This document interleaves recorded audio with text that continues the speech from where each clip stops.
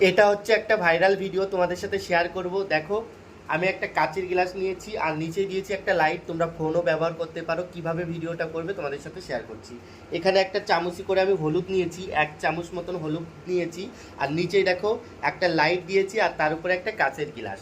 আর এই কাচের গ্লাসের মধ্যে এই হলুদটা দেওয়ার পরে কি হয় সেটাই তোমাদের সাথে শেয়ার করব। তোমরা দেখো, তোমাদের ভালো লাগবে। তো চলো।